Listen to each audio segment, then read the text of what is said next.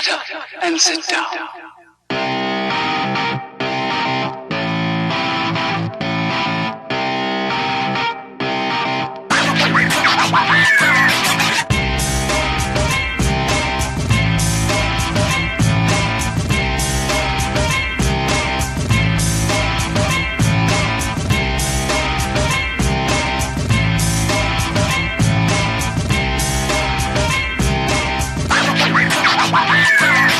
Hello and welcome. My name is Miss Janessa Jaye, and I am so excited to have you here with me for this introductory episode of my new podcast, JANESSA After Dark. This is something that I've been working on for a long time. I announced it ages ago. I know, you don't have to remind me. On my website, janessajaye.com, the world of champagne. And it's something that's really been something that I've wanted to do, and it's now finally coming about. So I'm so excited that you guys are going to be here for the very first episode. I think of this as sort of episode 0. This is an introductory episode, sort of before the regular season starts. I wanted to spend a little bit of time for those of you who maybe have been waiting for this for a long time, or if you're brand new and you don't know a whole lot about me, I wanted to just give you some background and tell you a little bit about where the idea for this podcast came from and what I've been doing to get ready for it and all of that sort of thing. All right, so for those of you who are not my mother, hey Mama Champagne, you probably know me from drag shows around North Dakota, Minnesota, occasionally Nebraska, shout out to Wayne America, other places like that, or occasional stops into Days of the Dead in Indianapolis or Atlanta, or you may know me from my website, World of Champagne at janessajaye.com, and that's something that I've been running for about 5 years, and we're going to talk a little bit more about how the website got started. In the summer of 2012, my friend Natalie got me all set up with a brand spanking new, fabulous website, and the World of Champagne was born. So we're going to talk a little bit more about that process and how it leads into the podcast. All right, so to understand the website, we have to get in the Wayback Machine. Get ready to go way, way back, because we have to go back to MySpace days.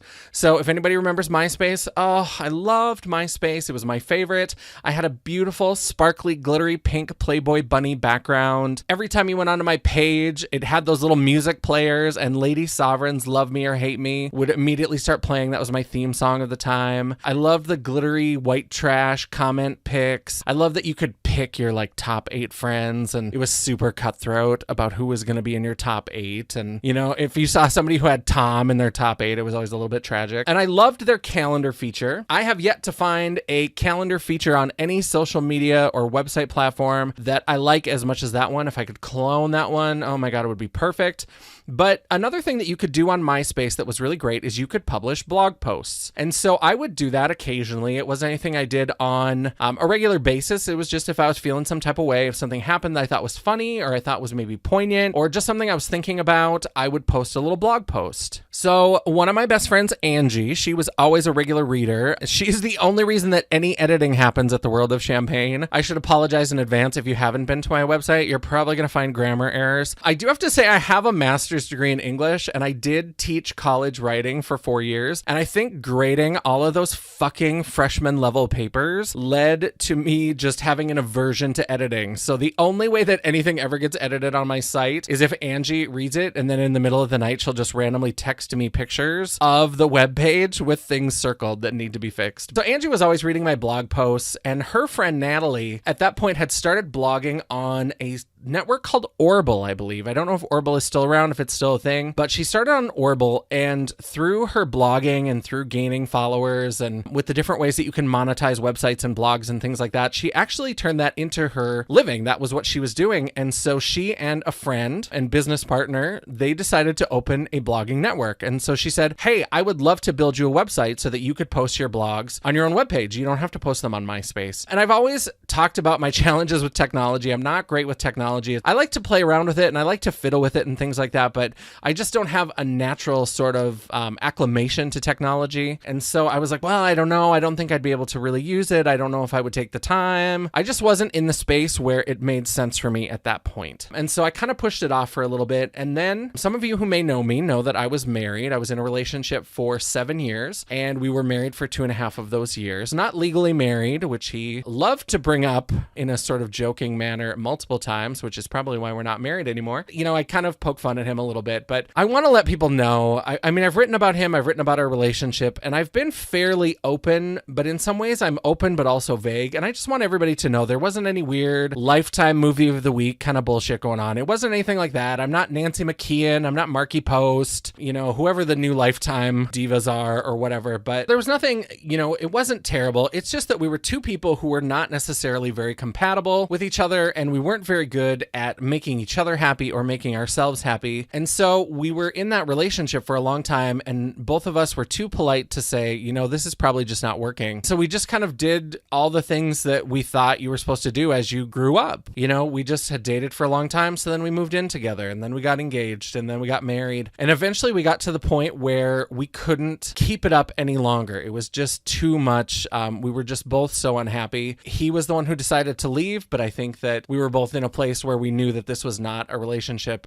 I have a lot of feelings about how it happened and things like that. If there's anything that he and I could agree on, I think that we both were at a point where we knew it was not working anymore. And so even though how it happened, I might have some feelings about that, there was no question that it was time. And so at that point, I really was thinking about my life, and I was thinking about what I was doing with my life. I just realized I'd gotten to a place where I had allowed myself to become someone that I didn't even recognize. My sparkle was dulled. I just was not living the life that I wanted to lead. I wasn't doing anything that made me feel fulfilled, that made me feel blessed. And so I just was like, you know what? You can decide how you want to continue this. So now that this relationship is over, do you want to continue on being the same person? Do you just want to sit at home on your couch and just sort of spiral down into this dark place that you've been going to? Or do you want to reinvent yourself? This is the perfect time to really decide who you want to be and what you want to do with your life. So at that time, Natalie came back into my life, and not that she was ever out of my life, but she certainly resurfaced asking questions about a potential website, whether that was just sort of serendipity or whether it was like, hey, I know you're making lots of changes. Maybe this is a change you want to make too. But she floated the idea of doing the website again. And again, my initial reaction was, I don't know how to do any of that. That's not something that I feel like I can do. And then it sort of hit me. I was like, you've spent 7 years thinking, I don't know if I can do that. I don't know if I can be brave. And so I thought, I'm going to do it. I'm going to figure it out. I'm going to muddle through it. It's not going to be perfect. It may be a little bit messy, but we're going to do it. And so I said, you know what? Sign me up. And so we talked about what I would like for a blog and what it should look like. And she built a beautiful website. If you go to the website right now, it looks the way that it looked basically on the day that it was launched. The color scheme is the same. The buttons are the same. But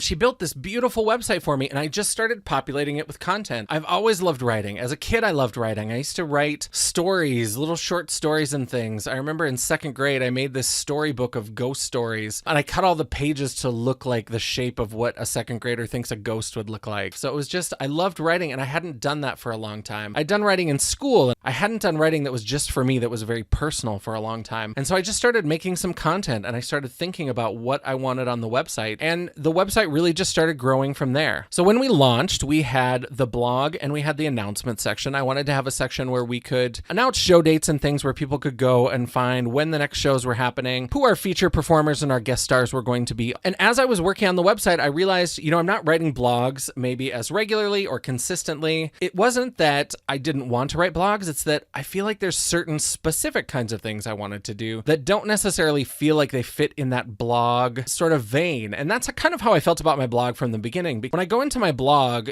some people will blog every day and it's kind of like their online diary. I've never really done that. My blog posts have always been very specific, very targeted. They're almost like research articles sometimes where I start thinking of a specific topic. Or sometimes they're just goofy, dumb posts. I have a series that I call Thin Line Between Love and Hate. And so I'll just take something. So when I got my first smartphone, I did Thin Line Between Love and Hate Smartphone Edition. When I started watching Doctor Who on Netflix, I did Thin Line Between Love and Hate Doctor Who Edition. I just say all of the things about whatever the subject is that I love and that I hate, and it's just kind of a fun little cheesy post. And I do wrap-ups at the end of the year and all of that kind of stuff. But there were other things that I really was interested in, and so the first section that we added a local arts and theater section. I love live theater. I love it. I love to go see it. Sometimes I love to be involved in it. If you are a regular theater goer here in Grand Forks, you might have seen me in a couple of productions. At the Fire Hall Theater, I was in Ruthless the Musical. So 2012, I was in Ruthless the Musical. Then in 2014, I was in Full Monty the Musical. And just last summer in 2016, I was in ETC's production of Hairspray the Musical. That was a bucket list role as Edna Turnblad. I am so forever grateful and thankful grateful to Chris Berg and the entire cast and David Henriksen and everybody for that opportunity, because that was really such a wonderful experience for me. I've also co-directed or assistant directed a couple of shows at the Fire Hall. In 2015, I was co-directing with one of my besties, Amy. Amy D and I were co-directors on Dixie Swim Club. And then 2 years before that, in 2013, I was involved as an assistant director with Moon Over Buffalo. So those are some of my credits. I really loved theater and I love going. And every time I travel, I try to seek out new theaters and see how they do things and see a new crop of actors. And I was going to all this theater and I was loving it. And I was like, why don't I write about this? I love to talk about theater and talk about the ideas that playwrights bring up and specific actors and how they chose to play their characters. I'm a huge tech theater nerd. And so I love talking about the choices that were made with costuming, with lighting, with set design, with music, all of that kind of great stuff that goes into creating this beautiful live performance. And so I decided to open up the local arts and theater section where I do theater reviews. I also thought, you know what? I know so many great and talented people in this community. I mean, there's so many wonderful actors who are part of these different theaters and who are doing wonderful shows, and great tech people and great directors and all of that sort of thing. And so we started doing profiles, and we started with a wonderful photographer. She used to live in Grand Forks. Now she lives down in Moorhead, Minnesota with her husband and her adorable little son. And her name is Miranda Rowan. If you see most of the beautiful photography on my website, it'll have her name by it. She's done most of my big fancy kind of glamour shots that I have posted. If you follow me on Instagram, which you should, at Janessa Jaye Official, I use a lot of her images for my Instagram posts. I really just try to book with her whenever I can. She takes beautiful images. I met her at Grand Cities Art Fest just kind of by accident. I was walking around and I found this booth with this woman who had these like dark, creepy, but also really like sad and very poignant images. You know, she loves to go to abandoned places and, you know, find like, she'll just run across like animal skulls and roadkill, and she'll turn it into this like beautifully composed photograph. And so I was like, I love your work. And she's like, well, I'm building my photography business and I would love to show that I have really inclusive clientele. And so I would love to do some photos with a big fabulous drag queen. Would you be interested? And I was like, yeah. Point to camera. And I'm like, pose.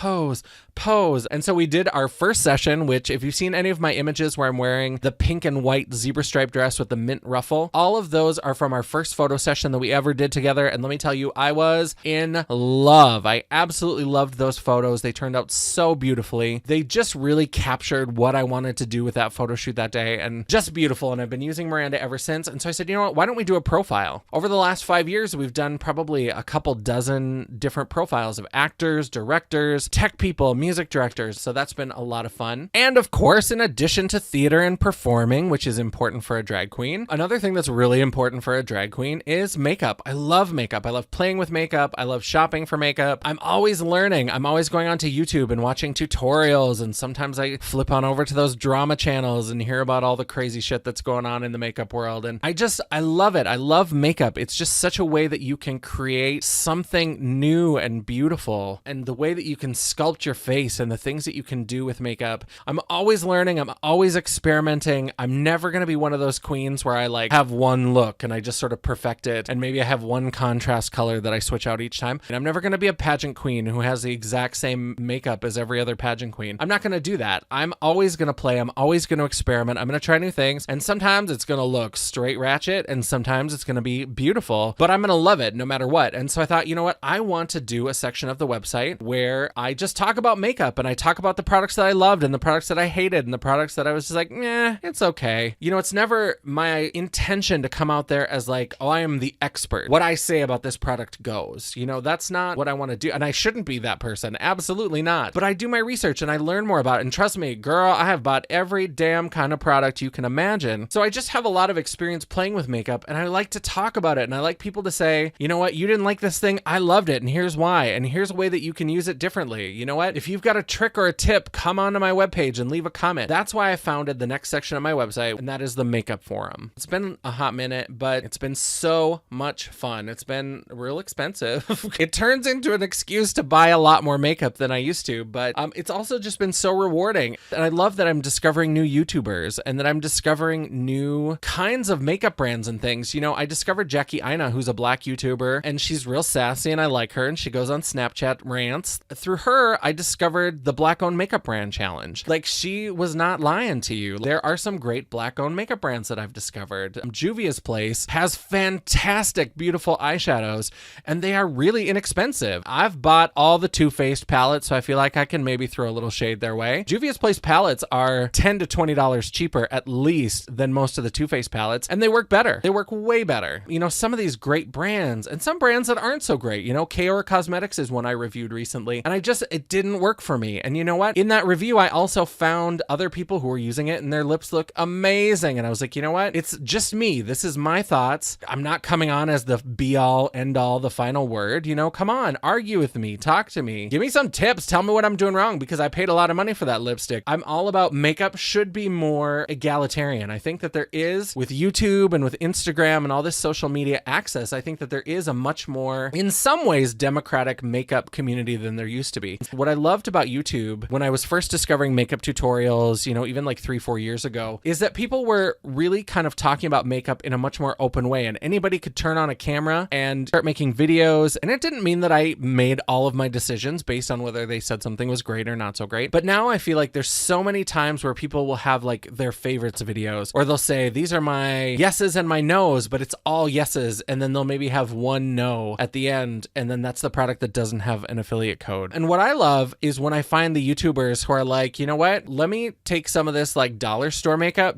I love makeup challenges. I love the dollar store makeup challenge. That idea, like, what if you are on a budget? What if you're really on a budget? What if like your budget isn't even a budget? What if it's like the change in the console of your car? You can go to the dollar store. You know, there's ways that you can make that stuff work. That's what I really love. I love when I discover people who are talking about that, and I wanted to talk about that. That's why we founded the Makeup Forum, and that's really what's been driving a lot of the change that's coming now. All right, so I've been yammering on for a long time about the history of the website and all of that, and you're probably like, what does this have to do with this podcast? And if you are still here, thank you so much for sticking with us. What this has to do with the podcast is that, once again, Natalie is always sort of pushing my boundaries in terms of technology. And so while I started doing the website and I started doing more of the blogging and makeup reviews and that sort of thing, she started getting into podcasting, and she now has a very popular podcast. It's called Extraordinary Intelligence. She talks about a lot of different kinds of issues from a biblical perspective, and she's really has grown a lot in her field and in her niche. And it's really amazing to see what she's been able to do just by saying, you know what, I'm not going to let my nerves stop me. And so she kind of floated the idea to me pretty early on when I was doing the website about doing a podcast. And right away I got really excited and I came up with a name for it. I was like, I'm going to call it JANESSA After Dark. I love that. I was like, after dark is the perfect time. All the good parties happen after dark. All the good theater and late night theater where it's naughty, and midnight movies, and, you know, good sex happens after dark and all that kind of stuff. So I thought, you know what, that would be great. Why don't we call it JANESSA After Dark? And it can be about all of the things that I want to talk about that happen after dark. So it can have that little bit of risque, a little bit of body, a little bit of filthy kind of edge to it, but we can talk about real issues. I'm really interested in how we perform gender and sexuality in our culture. And so I think there's a lot to say there, but I think you have to really be willing to go on that journey. If you want to talk about the real nitty-gritty details of sex and sexuality and gender in our culture, you have to be willing to say the naughty words. You have to be willing to go to some dark places. There was a book that came out not too long ago, and I'm kicking myself for not looking up the title. It was called like a Billion Wicked Little Thoughts, and it was all about using big data from the internet to find out what kind of porn people were looking up and what kind of fantasy stuff people were looking up, and what does that say about us. And, you know, there's really interesting stuff out there once you look at people's porn consumption habits, and once you look at issues of fantasy versus reality. So what does it mean when somebody has a rape fantasy, and what does that do when you consider the fact that we're living in this horrible rape culture? There's stories about it every day. It happens all the time. It's happened in Grand Forks very recently with a teacher who was convicted and sentenced for having a relationship with a 16-year-old student. And we have this rape culture that really sort of dehumanizes the victim and treats the victim as the problem. But what does that mean when you also consider the fact that there are people who have legitimate rape fantasies? It doesn't mean that they want to be raped. You know, it's an interesting sort of discussion about, you know, fantasy versus reality. So that's the kind of stuff that I want to do on this podcast. I really want to talk about all of this kind of stuff. I announced this really early on. So Natalie was telling me about it. I was like, yeah, JANESSA After Dark. And then once again, I fell into that place of, I don't know how to do it. I'm not going to have the skills. It's not going to be be good enough. And that was a really thing that kind of comes up over and over again, is not going to be good enough, not be able to do it. And it's just sort of serendipity that earlier my friend Angie and I were watching the movie Florence Foster Jenkins with Meryl Streep, who is a goddamn national treasure. And if you don't know about it, get involved. Meryl Streep is fantastic. But Florence Foster Jenkins was this woman who in the 20s, 30s, and 40s was known for being sort of this cult singer. And she would have these big concerts. And eventually she actually did a concert in Carnegie Hall. And she couldn't sing. She was terrible. But she never let that stop her. And there's this beautiful quote. It was the one time in the movie where I really kind of felt myself maybe get a little emotional. You know, I got a little welled up a little bit maybe. But there's this beautiful quote at the end after she's done the Carnegie Hall concert and her health is sort of suffering, where she says, "They might say that I can't sing, but they can't say that I didn't sing." And that really kind of, you know, again, I've been fiddling with this podcast idea for a little while since I started thinking about bringing it back. And I was like, you know what? That's the life I want to lead. That's when we go back to the very beginning of the website. I wish I had heard that quote from Florence Foster Jenkins, and I wish I had known that before. That's really why I started the website. And so I thought, you know what? I'm just going to do this podcast. I'm just going to do it, and we're going to have fun with it, and we're going to talk about some crazy things, and hopefully some people are going to want to come along on the adventure. Hopefully there's some of you who are listening that this is connecting with you. Also, something to let you know, this is going to be in development first. So season 1 of JANESSA After Dark is going to be coming out first, and we're hopefully going to have some good interviews and some stuff that you're really interested in, so look for updates. I am also working on launching the World of Champagne YouTube channel, so that's going to be very exciting. And that really goes back to the makeup forum as well, is that I love writing about makeup and I love taking pictures of makeup, but I just think there's more. I also want to talk more about drag makeup, because I think that there is this sort of, and I kind of bash drag pageants, and I don't mean to. I know that a lot of people really love them, but I do feel like there's some consequences to that. And I think there's some consequences to a show like RuPaul's Drag Race, where the makeup that drag queens do, especially when they're involved in pageants, is you get that sort of pageant look. People have a very similar look. There's a certain kind of look that works in the pageant, and it becomes very uniform. I mean, you can watch some of these videos from these pageants and you look across the stage and the eyes are painted exactly the same way and the lips are painted exactly the same way, and it's the same sort of range of colors. And that's not ever what I want to do. I am so inspired by John Waters and Divine and the early films that he did with Dreamland Pictures. I mean, I just am so inspired by that. And there's this great documentary called Divine Trash, and John Waters is talking about how he and Divine and Van Johnson, who was the incredible makeup artist who really created that very iconic Divine look. If you think of Divine in the red mermaid dress with a gun for the Pink Flamingos poster, that of all the looks of Divine, that's probably the one that's the most famous. He's responsible for creating that and made those huge, beautiful, fantastic, crazy eyes. And John Waters in that documentary, there's this interview footage, and he said that he imagined Divine as the Godzilla of drag. And I thought that was fantastic. And what I thought was fantastic is that Divine was doing those kinds of things in a time where that was not what drag queens were doing. There's another great documentary from like 67 or 68 that's called The Queen. And that film is all about, you know, they're not like the pageants that we have today, but there were drag pageants back in the 50s and 60s, kind of like the balls that are shown in like Paris is Burning. But these were more like pageants. And the goal really was to look fish and to look like a real woman. And there wasn't any of this craziness. And so, you know, in some of those old interviews, both John Waters and Divine talk about the fact that what Divine was doing in those early movies, Multiple Maniacs and Mondo Trasho and Eat Your Makeup, and, you know, even as we get into like Female Trouble and even up to Hairspray, which was the most mainstream and the last film that Divine did before he died, that's not what drag queens were doing. And they wanted nothing to do with Divine. They wanted nothing to do with that look, with that presentation. They were just like, no, that's not what we're doing. We want to look beautiful and we want to look natural, whatever that's supposed to mean. And we want to prance around and we want to try to win crowns and trophies and shit like that. So I just have always been super inspired by Divine and the way that he just said, well, fuck it. That's not what I want to do. And so that's what I want to do as well. And that's why, you know, my interest in both a podcast and a YouTube channel and the website and all of that, I always see it kind of working together. I don't want to abandon the website for either of these other projects. It's always going to be connected because I think there's a lot of different ways to connect with people. And that's what I really want to do through all of these outlets is I want to connect with people and I want to have important conversations about gender and sexuality and sex and drag and performance and queerness and all of this. And I want to do that through all of these different media because I think that people are going to connect with it in different ways. Drag performance,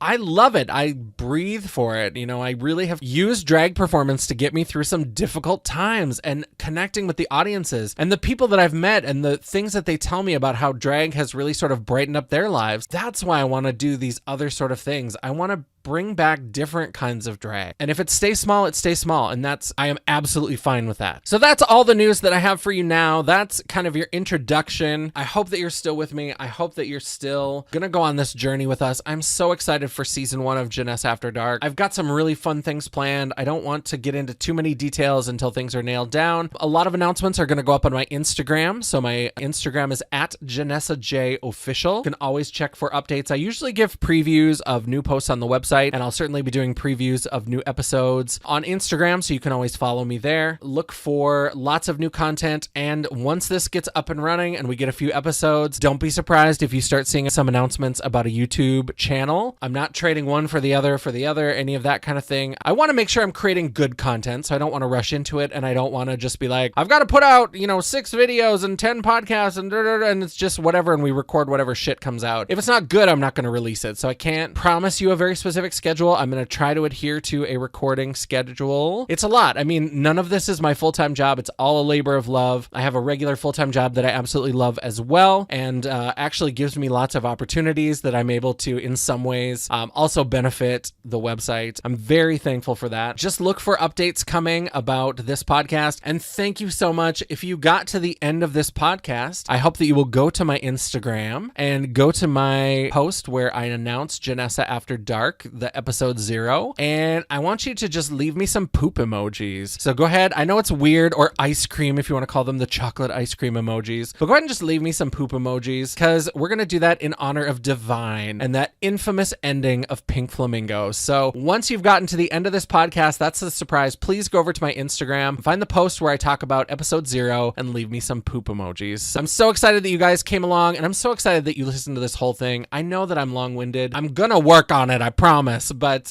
look for lots of new content, and I love all the wonderful support and appreciation that I've gotten from my audiences, whether it's at drag shows, audiences from the website. If you're listening to this podcast, please know that these projects are the things that get me through dark times. Thank you so much. If you've gotten to the end of this, you really have a place in my heart, and I really do love and appreciate you. So thank you so much. Thank you for coming along to episode 0 of JANESSA After Dark. Hey guys, just wanted to jump in here with a quick correction and clarification. You probably noticed, especially if you're a John Waters Divine fan, you probably noticed that I credited Van Johnson as being the makeup artist who created Divine's iconic look for Pink Flamingos. The name is actually Van Smith. I knew that. I don't know why I said it wrong. Van Johnson was a different, more mainstream actor, Hollywood type. Van Smith is actually the makeup artist. And just as a clarification, I was talking about a lot of the old films, and I was talking about Van Smith, and I just want to make it clear that Van Smith didn't do all of John Waters' old films. So there were a lot of films before Van Smith was involved that Divine and John Waters did together, like Eat Your Makeup and Multiple Maniacs. Van Smith actually started with Pink Flamingos, so created that beautiful sort of Pink Flamingos look, and then was with John Waters after that point, and did most, if not all, of his movies. I know even after Divine's death, he did Serial Mom and Pecker, and so he was really a great presence and really translated his looks and his work from the more underground stuff like Pink Flamingos and Female Trouble into the more mainstream work like Hairspray and Serial Mom. So just wanted to give you that little clarification. I'm sure when I said that, there were people who were like, that's wrong. So I just wanted to come in and do that clarification. I wanted to give him due credit for his work because it really was fantastic. Thanks for that. Thanks for the patience, and sorry about the little mishap. Hashtag sorry about it. Hashtag sorry not sorry. JANESSA After Dark is written and directed by Chris M. Stoner, aka Miss Janessa J. Champagne, and is a Champagne Dreams production. The music that you heard at the beginning of this podcast is a royalty-free track called Actionable, and that is available at bensound.com.